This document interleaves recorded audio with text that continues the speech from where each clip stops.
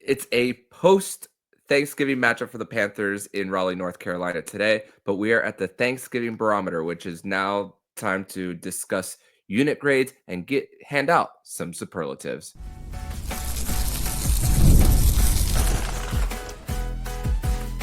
You're Locked On Panthers, your daily podcast on the Florida Panthers.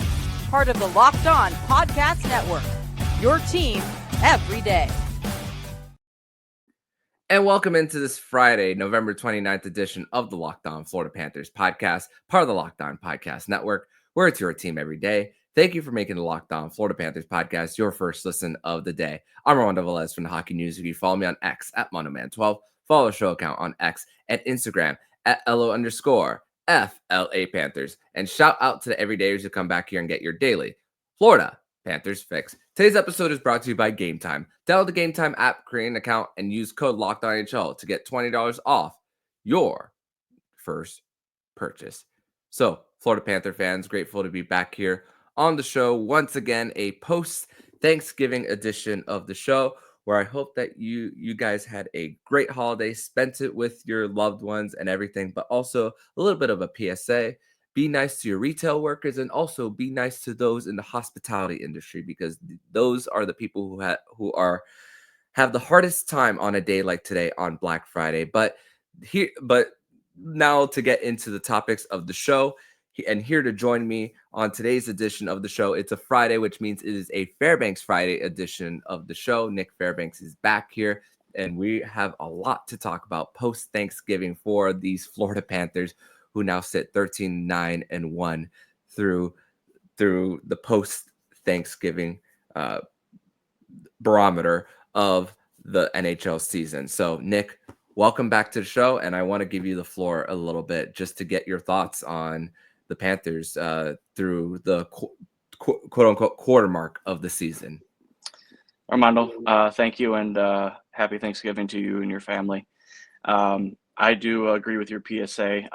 Just be kind to your retail workers and your servers today, just because they didn't choose this day, but they are there for their jobs, and they're just trying to make things happen for you. So anyways, on to other important things like the Florida Panthers. I have to say that I am pleased with where they are. They are in a playoff spot. 75% of teams who are in a playoff spot by the time Thanksgiving rolls around do end up making the playoffs. We're not going to talk about the other 25%. But considering what Florida's had to go through after winning the Cup, with the hangover that people have talked about, I have to say that the fact that some of the players on this team and some of the coaching decisions have actually really kind of helped this team get to where they are right now. So, with the injuries to Barkov and Tkachuk, I have to say that this team has actually done better than what I expected. Yeah, and I'm going to echo a little bit of what Jameson Olive and Doug Plagan spoke about on Territory Talk yesterday. And they spoke about how the same unit for the Panthers that were on this 2-6-0 stretch that they're on right now, where it was the same basically for what the 7-game winning streak was for the Panthers from New York to Finland and back. So it's just really about just the ups and downs of the season, but just how they manage, and especially what you mentioned at the beginning of the season for the injuries, and then Sam Bennett was out for one game of the first New Jersey game for them, and just the guys going in and out, the interchanging of the lines for like wingers of Erod, Jesper Boquist, and everything. But hey, second place in the division right now. I know there's only a few points separating that and the first team out in the Buffalo Sabres. But hey, the points percentage is still looking really great for the Panthers. But let's go ahead and go a little bit of a back and forth of just superlatives. I know it's that superlatives, the definition of it is held to the highest degree, but we also do have some on the negative side of the few that we are going to talk about. But we are going to start off with team MVP throughout. I'm sure that this one is probably going to be the same for both of us. I have Sam Reinhart, 17 goals, 4 shorthanded goals, 7 power play goals. Don't ask me how. Ask me how he does it, even though he's had 11 on special teams. How many? And Sam Reinhart leading the way after getting paid. Of course, it's got to be the same player. I mean, who's the guy that we expect to put a goal in the back of the net every single game? It seems like, and you almost. I'm not saying this to be facetious or anything, but you almost hope the Panthers take a penalty, because then it gives Reinhardt and Barkov a chance to, go on a 2-on-1, or maybe, get it in the offensive zone and make something happen. I mean, look at the last game. All it was a back pass, and all of a sudden Reinhardt rips it past the goaltender. So he's something very special, and it's something I don't think that we expected out of him. I mean, we know he has a high hockey IQ, but to see the skill that goes along with it and his decision making, it's amazing to see. And the Panthers, number one, are very lucky to lock him in when they did. And then secondly, they are very lucky to get the kind of play that they've gotten out of him this season so far. Yeah, and absolutely. So no debate there. Most disappointed, I'm going to go with Carter Verhaeghe. Although Paul Maurice said earlier in the week, it's not for lack of trying. And 77 shots on goal, 13 more than the next most, 7.8 shooting percentage, which is almost cut in half from his career as a Florida Panther. So no way that he's going to stay at that number for him.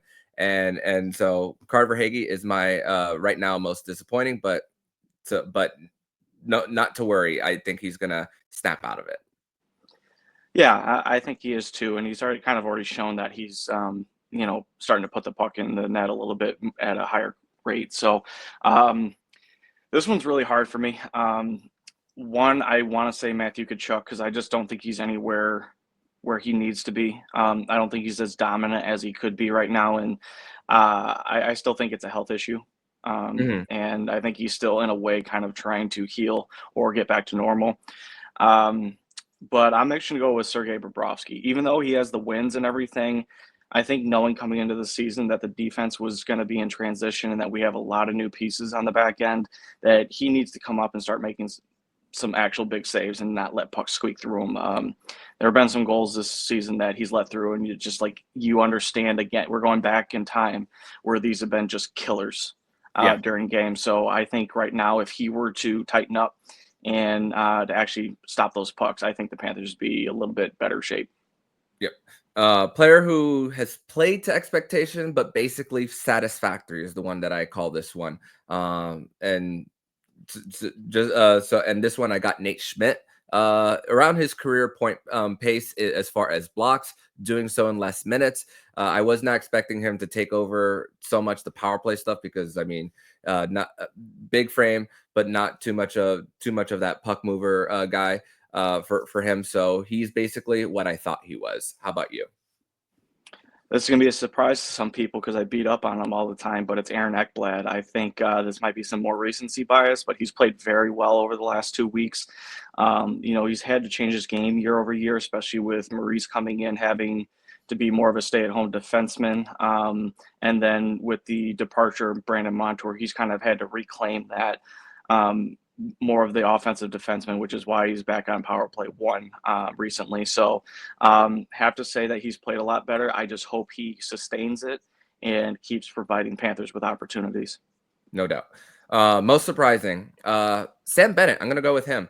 Love the quote that Carter Verhaeghe had the other day. Is like, I enjoy dogs and cats, so I thought I'd dish him one over there for that empty netter against the Leafs. But not as much of a guy who will get you the points, although his wingers are struggling. But one thing that you're judged heavily as a forward is your ability to gain the zone. And even though he's had a little bit of a drought as far as the goals, this is what we expected with his shooting percentage being so high in the beginning and then it coming back down to earth for him. But that's really how I judge Sam Bennett, on how he's able to just dump it in, get behind the D, battle for it, get it back low to high for them. And really, Sam Bennett, the points are coming in that. And once his wingers get in on the score sheet, it's definitely going to help his cause in the points. And that's one that you can't really judge truly the points there for Bennett. So how about you? So I have 2 choices for this, and it's split into the 2 parts of the first part of the season so far. So I think the first part, you got to give it to Anton Lundell, who stepped up in a big way with the injuries, was scoring big goals and keep putting the Panthers basically on his back. He's cooled off and he's been injured recently, so hopefully he gets back healthy and gets back to where he was earlier in the season. And recently, I'm going to go with Mackie Samoskevich, who has really, to me, turned things around. He's skating a lot better. He's winning board battles, and he's making the players around him better. So that's really good to see for a rookie coming in. Yeah, and then the last one, player we expect to get it to the next gear.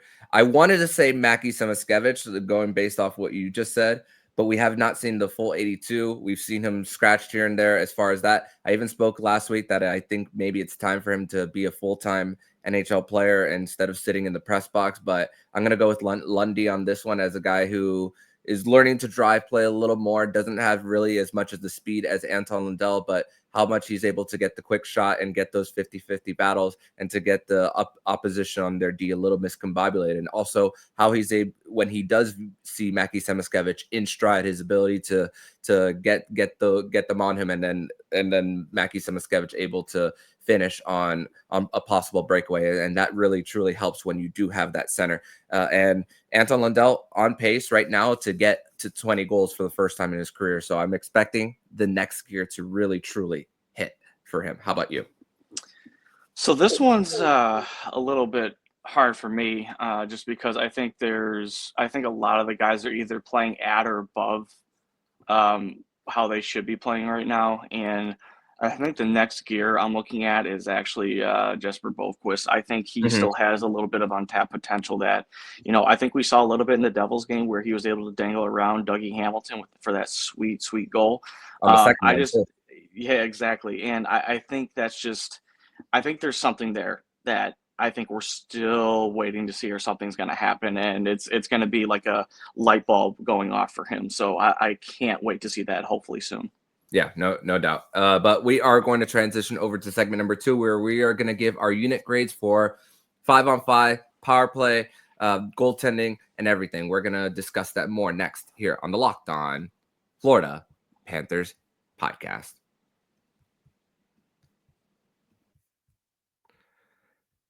Today's episode is brought to you by Game Time. And Game Time is the best ticketing industry out there, and it has the new feature called the Game Time Picks, which makes getting tickets for your live events even easier. The Game Time Picks, the curation makes it easier to save on sports, concert, comedy, theater, and more. The all-in pricing, toggling this feature shows the total upfront with no surprise fees at checkout. The seat views, get a panoramic view from your seat in the app before you buy. And the lowest price guarantee, or Game Time will credit you 110% of the difference. Download the app, create an account, and use code LOCKEDONNHL to get $20 off your first purchase. Terms apply. Again, create an account and redeem code LOCKEDON NHL for $20 off. Download Game Time today.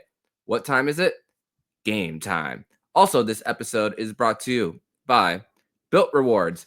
And PSA for anyone who rents. If you haven't heard of Built, you're about to thank me. Earning points on rent is now a reality when you pay your rent through Built. You don't even have to check with your landlord to start earning points, so you can start using it towards flights, hotel stays, fitness classes, and even your next rent payment. Let me break it down for you.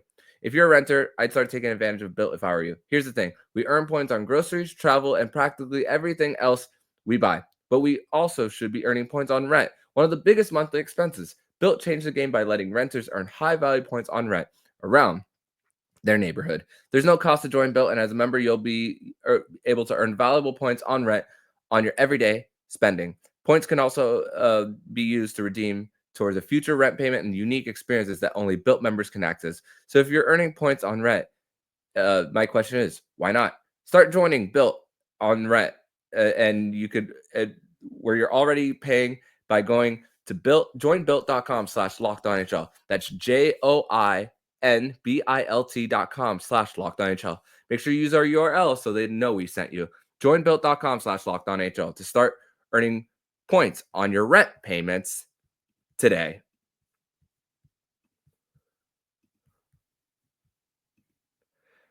And I'd like to thank you guys once again for making the Locked On Florida Panthers podcast your first listen of the day here on a Fairbanks Friday edition of the show.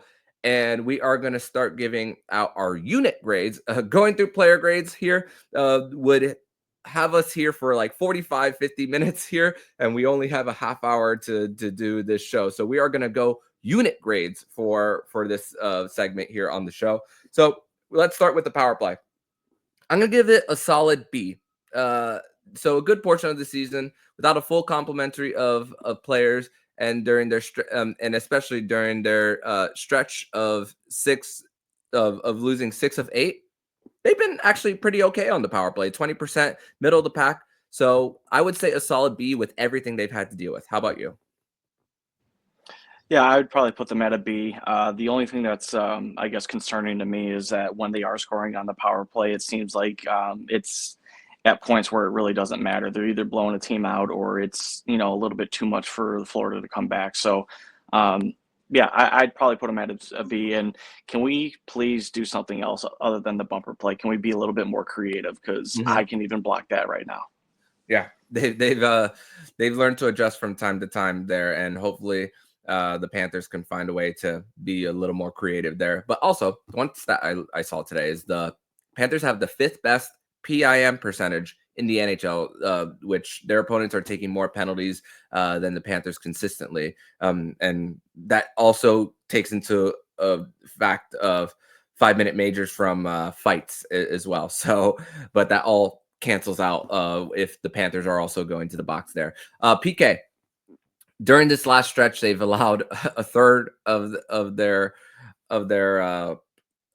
chances on the PK, but still, as of right now, they're still 12th in the NHL. During this 8-game stretch, they're actually last, but still, we saw at the beginning of carrying it over to Stanley from the Stanley Cup at times. You still have to figure out what you have as far as Tomáš Nosek, which he returned after the Global Series, so he's had a little bit of time now to get a little bit acclimated to the system.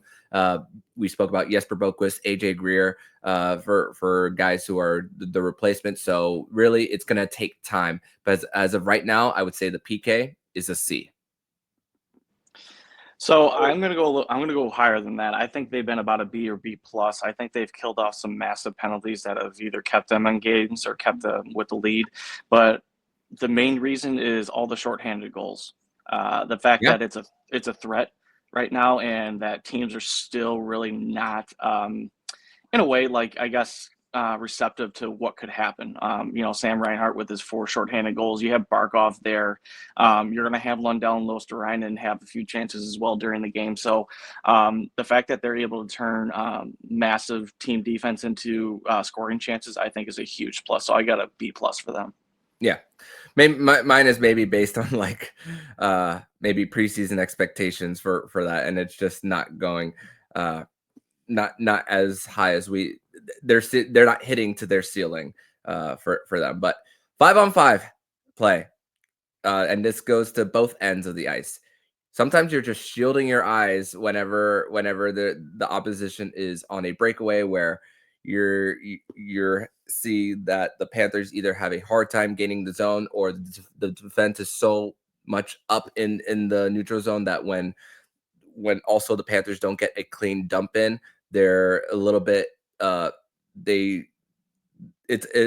a little bit of mental lapses with their changes, and sometimes they're not back enough to get a back check in for Sergei Bobrovsky to or Spencer Knight to get a clean save. So I would say 5-on-5 play as of right now is a C plus for the Panthers. How about you?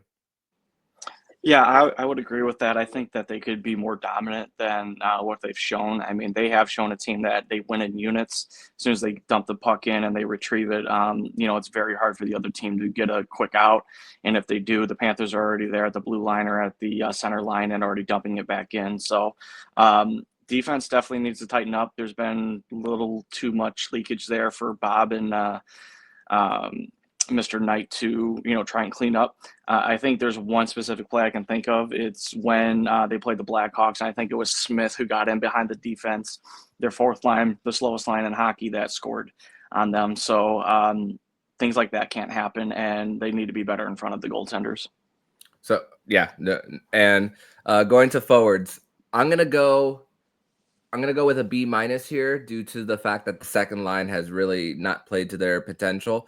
But the top line has been more than satisfactory. You see Mackie Samoskevich showing strides of being worth that first round pick. So it's been a little bit of one unit stepping up, another line for them not playing to expectations. So this one's really hard to judge for them. So I'm gonna go with a B- for the forwards. So I think I'm going to go with a C minus on this, because I think only the first line is the only one that you can actually say that, hey, we're going to get offensive pressure and actually, have puck possession. Second line, it seems like it's every man for themselves right now. Bennett's just trying to gain the zone. Kachuk, I don't know if he's just scared to carry the puck or something like that. Like I said, I think it's a health issue. And then depending on who's on the wing, whether it's Verhaeghe or Rodriguez, I actually think I like Rodriguez on that side right now, because I think he's the one that will actually go down and try to win a puck battle and get it back to Bennett or Chucky. So third line, unless Lundell's going, and he has Samoskevich right now who's stepping up. I don't really see where Luosterainen is doing a lot this season. He scored a few big goals, but other than that, I don't see the huge push from them. And then the fourth line needs to start showing up. I think they need to put more pressure on the goaltenders and have more puck possession and really wear teams down. And the last 2 years they've had that. This year, I understand that they have new players in and they're learning the system, but they need to get up on it right now. Yeah, and you spoke about Jesper Boquist possibly hitting that gear in the first segment, so maybe he'll be responsible for that for the Panthers. Defense, I don't know if I want to give such a harsh grade on it due to the fact that guys playing up a spot, due to the fact that the salary cap was part of this change for the Panthers. So I don't want to give I don't want to give too much of a harsh grade for them. So I'm going to go C+ with them. But we've seen now a change with at least and we saw a little bit of a change with the pairs, but even mid game they were changing them with now Uvis Balinskis being part with Nico Mikkola for them. And also the Panthers are going to have to go for a top 4D. And one person that maybe I've looked at a little bit is Henry Jokiharju. I'm not interested in guys like Jeff Petrie, Alec Martinez, David Savard. I'm not really looking into any of those guys. Jokiharju is a guy who is a expiring deal, 100 block shots last year. So that is a guy that I'm looking at right now for them. But as far as this unit right now, this is what the Panthers got.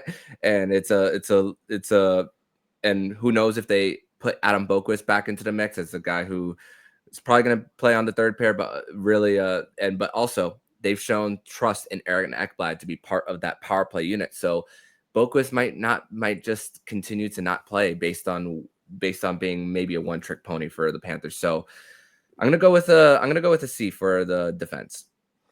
I agree with you. C. I think the first pairing's been the best pairing. Even though I think Forsling, it looks like to me he's taken a little bit of a step back this season as far as like his speed, and I think it's only come recently where you see that some guys are beating him, but he's still skilled enough and has the awareness to still use his stick to defend very well. Mikkola and Kulikov, I'm glad that they're actually starting to split them up because they can be really good or they can be very bad and they can't clear the zone. So I think it's a testament to Lefebvre and Maurice for making those changes, and I think they put Schmitty up there to actually really try to balance things out. It'll be interesting to see when Adam Boquist actually gets in, because we thought last week, after the whole losing streak, that hey, listen, like maybe this is the time that you can put him in and see what you got, and they still have not gone back to him. It just goes to show me that either they don't trust that he's able to provide power play time, or that they don't trust him on the defensive end, because to me, he's the smallest guy and maybe Florida can't afford that right now. Yeah, and you need size in order to win your battles in the corners and to get that quick out.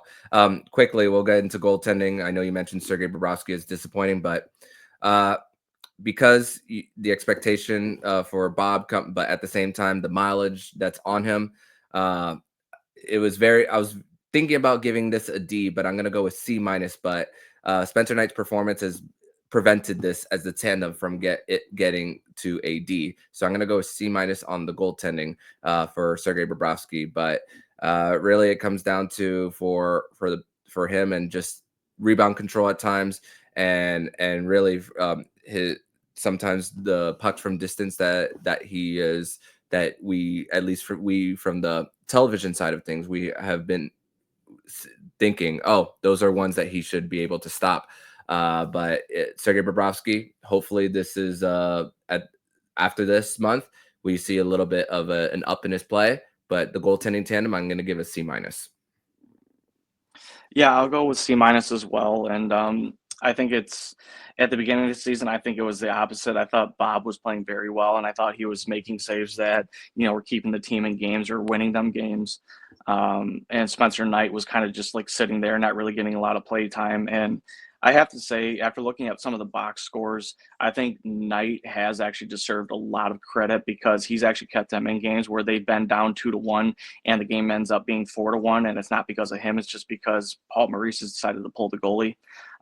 One stat that the Panthers definitely don't want to be on, where I think they've given up at least the most empty netters so far this season. Yeah, so yeah, that's I would love to have all 10 of those in the season. So but I think that if Bob starts concentrating again and gets back to his way of doing things, he'll be fine. And then Spencer Knight has been a good backstop or change of pace and keeping the Panthers in most of the games.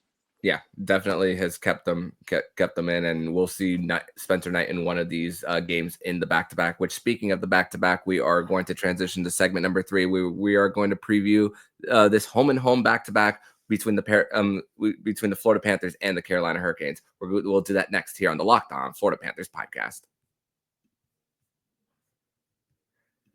Today's episode is brought to you by FanDuel. Get ready to take on the NFL action with America's #1 sportsbook, FanDuel, because right now new customers can bet $5 and get $150 in bonus bets if you win. The FanDuel Sportsbook app gives you everything you need to place live bets on the NFL all in one place. So when you get a hunch in the middle of the game, you can check out all the latest stats, view live play-by-play, and so much more on the same page where you can place your bet. And if you believe that the Miami Dolphins, after that loss on Thanksgiving night in Green Bay, if you think that they can run the table, then you could go to FanDuel.com and place your bets there today. So you'll get started with $150 in bonus bets if you win your first $5 bet. That's FanDuel.com. Never waste a hunch and make every moment more with FanDuel, an official sportsbook partner of the NFL.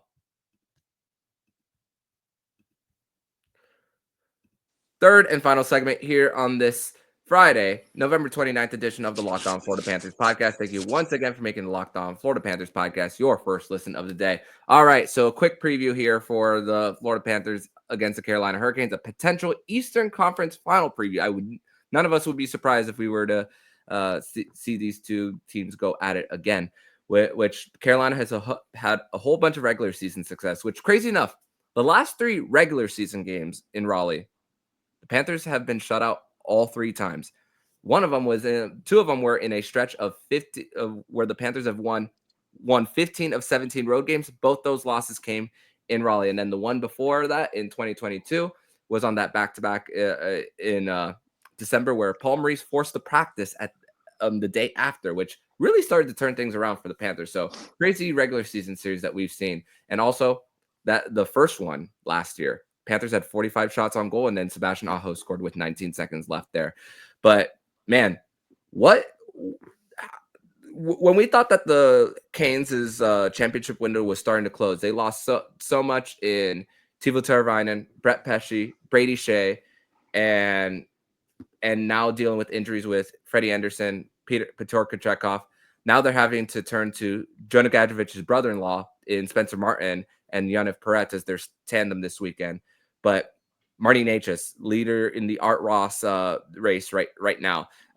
Their best pair is the Dmitry Orlov and Jalen Chatfield pair, which Jalen Chatfield, he was the third pair in that Eastern Conference final series for the Canes. Now he's taken a more responsibility there, and that it just goes to show. And to think that Rod Brindamore could have walked away after this season before getting a contract extension just goes to show what Carolina has been able to work with less, and also doing it under a new general manager in Eric Tolsky. So just continuing on, and also some off-ice stuff. New lease through 2044, $800 million in arena renovation project there for them. So just like South Florida on how they're trying to improve their fan experience, Carolina is doing that as well. So we love hearing that as far as the growth of hockey. So Carolina and also to mention Jesper Foss hasn't played this season. He won't be playing this season. He's out for the year. And also for Carolina, just chugging along and still able to just have their window open, but also they have to prove it in the postseason. So how are you seeing this matchup? I think Carolina has been one of the unsurprising surprise teams. They did lose a lot of talent that they've had around for the past couple of years, but sometimes change is really good. Florida could tell you that, especially from the departure of Uyghur and Huberdeau and creating a new identity. Maybe the Carolina Hurricanes are undergoing that right now, keeping similar pieces around and then letting go of some people who they don't think that can take them over the top. So I will say this. Their goaltending is probably the most suspect right now. I mean, you have Martin that's coming in to backstop, and you have a bunch of forwards that that are very, I don't want to say sniper-esque, but they all shoot very well. And if the Florida Panthers are not going to be on their defensive game, I could definitely see game one going the way that they were during the losing streak. But I think with the win that they had just before Thanksgiving, I think that they've kind of rounded a corner and they know how to play now. And it should be a pretty good matchup. But with that being said, with the New York Rangers not doing well, the New Jersey Devils doing well, it is very, very possible that if both teams do make the playoffs, that this could be an Eastern Conference matchup. I still have the New York Rangers against the Panthers again, but you can never count out the Hurricanes. They've always been an issue for the Florida Panthers. I mean, ever since I'll just say the diving days, and then recently playing at playing at PNC. Although Panthers have no problem playing at PNC in the playoffs. I'll just put that little asterisk there.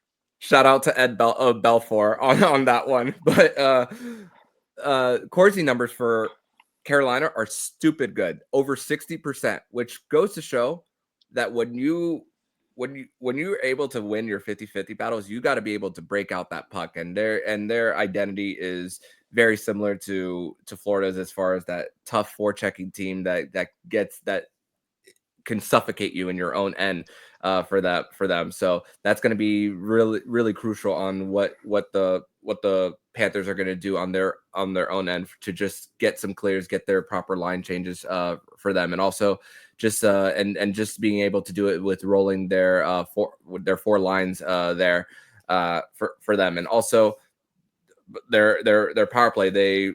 You don't have as much responsibility of an older Brett Burns now that they brought Shane Gostisbehere, South Florida native, back to the mix there, and also with also their penalty kill, defensively responsible. Jacob Slavin, one of the most underrated players in the entire league, playing on that top pair. We especially saw that in the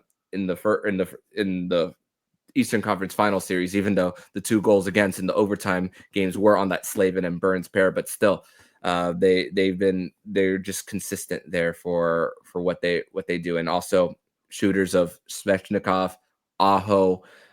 You have veterans in a Jordan Stahl who they brought back on another deal, whose deal is going to expire very soon. So it's a very good mix of veterans and just young guys, but still the question is for them, can they get another score? And that's probably what they're going to try to target in the trade deadline. They don't usually trade first round picks for rentals, and they did that. They did it last year for bringing in Jake Gensel, so that was a rarity for them for what they did, even though they didn't end up keeping him. So they're very they're usually like to build through within and keep that continuity there, but also bring in some of the veterans, which it's truly paying off for them. But that's going to do it for this edition of the Locked On Florida Panthers podcast. Thank you once again for making the Locked On Florida Panthers podcast your first listen of the day. Nick, thank you so much once again for joining me on this edition of the show. Tell everybody where they could follow you online, my friend. Armando, thank you again for having me on. And again, happy Thanksgiving to you and your family. Everybody, you guys can follow me on X at Prudentia0, and I look forward to being back next week. Awesome. And for today's game, it's a 3 p.m. puck drop, while tomorrow's game is a 4 p.m. puck drop from Amerant Bank Arena on Panthers Conservation Night and Pucks and Pints Beer Fest at the arena. So have fun this weekend if you happen to be going to the game. And Nick, thank you so much for joining me, and see you next week, my friend. Thank you. See you next week. And if you like what you're hearing, please subscribe to the podcast to be notified every single time the Locked On Florida Panthers podcast jumps into your podcast feed. Don't forget to also subscribe to the other shows on the Locked On NHL network, including Locked On NHL, Locked On Fantasy Hockey, Flip Livingstone and Stu Roden, and Locked On NHL Prospects. Thank you once again for making the Locked On Florida Panthers podcast your first listen of the day. So I'm Armando Velez with Nich Fairbanks, and you've been listening to Locked On Florida Panthers podcast, part of the Locked On Podcast Network. We're your team every day.